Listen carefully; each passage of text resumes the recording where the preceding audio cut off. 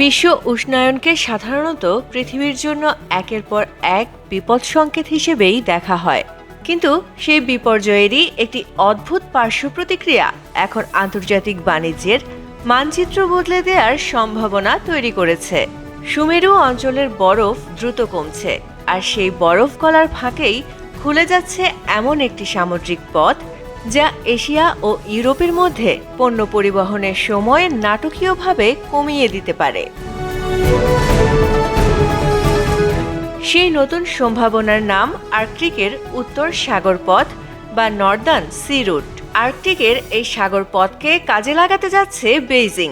লাভের সম্ভাবনা দেখছে ভারতও। আঞ্চলিক সংঘাত ও ভূরাজনৈতিক অস্থিরতায় বারবার ঝুঁকির মুখে পড়া হরমুজ প্রণালী ও সুয়েজ খালের মতো গুরুত্বপূর্ণ বাণিজ্য পথ এড়িয়ে যখন বিকল্প বাণিজ্য পথের সন্ধান চলছে, ঠিক তখনই আর্কটিকের উত্তর সাগর পথ বা নর্দার্ন সি রুট নিয়ে আগ্রহ বাড়ছে। উত্তর সাগর পথ রাশিয়ার উত্তর উপকূল বরাবর আর্কটিক মহাসাগরের মধ্য দিয়ে এগিয়েছে। এই পথ প্রশান্ত মহাসাগরীয় অঞ্চলকে ইউরোপের সঙ্গে যুক্ত করেছে, অর্থাৎ এশিয়া থেকে ইউরোপে যেতে জাহাজকে আর আফ্রিকা ঘুরে কেপ অফ গুড হোপ কিংবা সুয়েজ খাল লোহিত সাগর হয়ে যেতে হবে না, বরং রাশিয়ার উত্তর প্রান্ত ঘেঁষে অনেক বেশি সরাসরি পশ্চিমে এগিয়ে যাওয়া সম্ভব। চীনের ঐতিহাসিক সিল্ক রোডের সাথে নামের মিল রেখে এই পথেরই বাণিজ্যিক সংস্করণকে চীনা সংস্থা আইস সিল্ক রোড নামে প্রচার করছে। তবে এটি চীনের আবিষ্কার করা নতুন সমুদ্র পথ নয়। নর্দার্ন সি রুট বহুদিন ধরেই পরিচিত এবং মূলত রাশিয়ার আর্কটিক উপকূল বরাবর পরিচালিত একটি নিয়ন্ত্রিত জলপথ। নতুন ঘটনা হলো বরফের পরিস্থিতির পরিবর্তন, প্রযুক্তি এবং ভূরাজনৈতিক অস্থিরতাকে কাজে লাগিয়ে চীন সেটিকে নিয়মিত বাণিজ্যিক কন্টেইনার রুট হিসেবে প্রতিষ্ঠা করার চেষ্টা করছে।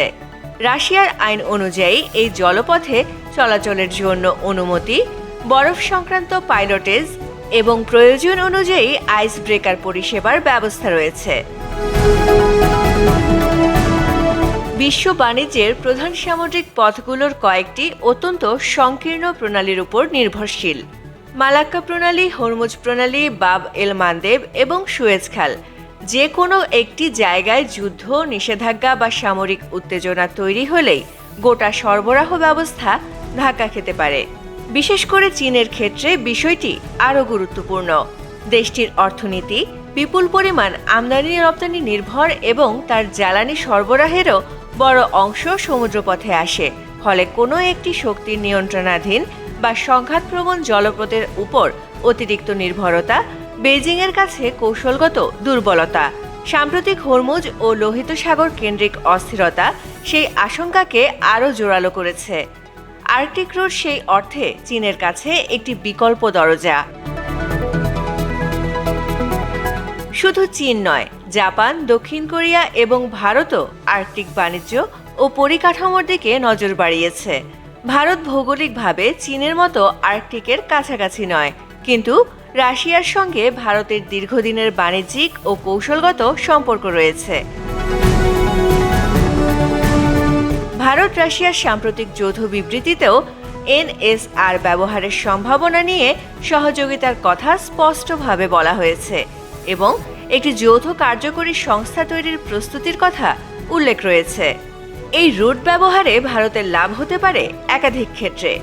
রাশিয়ার সঙ্গে পণ্য ও জ্বালানি বাণিজ্যের নতুন পথ, ইউরোপ এশিয়া সংযোগে বিকল্প ব্যবস্থা এবং আর্কটিকের কৌশলগত গুরুত্ব বাড়ার সঙ্গে সঙ্গে ভারতের নিজস্ব মেরু ভূমিকা শক্তিশালী করা। তবে এ পথের ভিন্ন বাস্তবতাও রয়েছে। সুয়েজ বা বাব আল মান্দেবের তুলনায় নর্দার্ন সি রুটে সোমালি জলদস্যু বা হুথি হামলার মতো সমস্যা নেই, কিন্তু তার জায়গায় রয়েছে বরফ, প্রচণ্ড ঠান্ডা, অপ্রত্যাশিত আবহাওয়া এবং দীর্ঘ উদ্ধার দূরত্ব। আর্কটিকে সাধারণ সমুদ্রপথ ভাবলে ভুল হবে। জাহাজকে বরফের পরিস্থিতি অনুযায়ী চলতে হয় এই পথে। অনেক ক্ষেত্রে প্রয়োজন হয় আইস ক্লাস জাহাজ ও আইস ব্রেকারের। রাশিয়া নিজেই এই রুটে নিরাপদ চলাচলের জন্য আইসব্রেকার এসকর্ট এবং আধুনিক বরফ পর্যবেক্ষণ ব্যবস্থার উপর জোর দিচ্ছে। অর্থাৎ নতুন রাস্তা মানেই সস্তা রাস্তা, এই সমীকরণটি এই রাস্তার বেলায় প্রযোজ্য নয়। এছাড়া বিপদের আশঙ্কা অন্য জায়গায়। যে জলবায়ু পরিবর্তনের কারণে পথটি বেশি সময় ব্যবহারযোগ্য হচ্ছে, সেই জলবায়ু পরিবর্তনই আর্কটিকের পরিবেশকে বিপন্ন করছে। বরফ কমছে বলে জাহাজ চলাচলের সুযোগ বাড়ছে, কিন্তু বেশি জাহাজ মানে বেশি কালো কার্বন, বেশি দূষণ এবং দুর্ঘটনা হলে তেল ছড়িয়ে পড়ার আশঙ্কা। আর্কটিকের বরফাচ্ছন্ন ঠান্ডা জলে তেল ছড়িয়ে পড়লে তা পরিষ্কার করা অত্যন্ত কঠিন। দুর্গমতার কারণে বড় দুর্ঘটনায় উদ্ধারকারী দল পৌঁছতেও দীর্ঘ সময় লাগতে পারে। পরিবেশগত ঝুঁকি নিয়ে সাম্প্রতিক বিশ্লেষণগুলিও তাই যথেষ্ট সতর্ক। সুয়েজ একটি প্রতিষ্ঠিত বিশাল আকারের আন্তর্জাতিক বাণিজ্য পথ। সেখানে বিপুল পরিমাণ জাহাজ প্রতিদিন চলাচল করে। বিপরীতে এনএসআর এখনও মূলত মৌসুমি এবং তুলনামূলক ছোট পরিসরের পথ।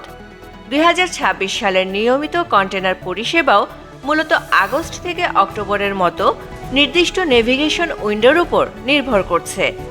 অর্থাৎ নর্দার্ন সি রুট শুধুমাত্র একটি বিকল্প পথ হতে পারে, প্রধান পথ নয়।